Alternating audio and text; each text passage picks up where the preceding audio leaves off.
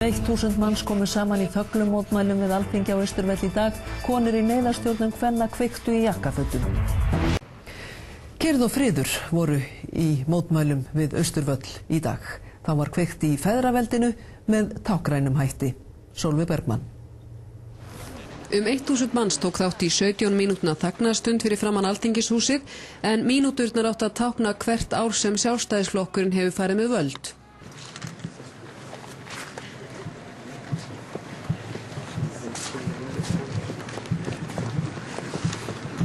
Með táknrænum hætti var þjóðin svo vakin.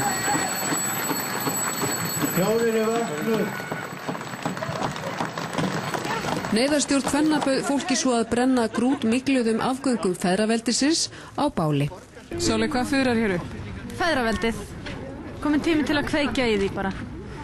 Það er allt of stór hluti af því ástandi sem við erum að upplifa hér í dag. Það verður að koma því fyrir róða eins og öðru.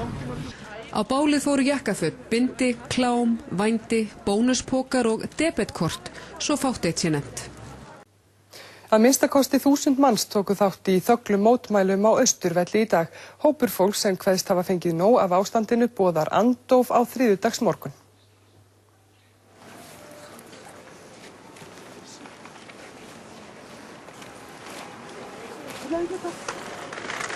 Mótmælin í dag voru þögul. Fólk var hvatt til að lúta á höfði, horfa í átt til Alþingishússins og hafa þögn í 17 mínútur. 17 mínúturnar táknuðu, þetta frá þegar ríkisstjórn Davíðs Oddssonar tók við 1991, 30. apríl minnum. Kröfurnar eru þar sömu og áður. Núverandi stjórn Seðlabankans víki tafarlaust. Núverandi stjórn Fjármálaeftirlitsins víki tafarlaust.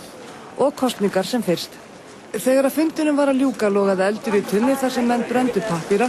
Raunar orðaði ein kona það svo að verið væri að brenna feðraveldið.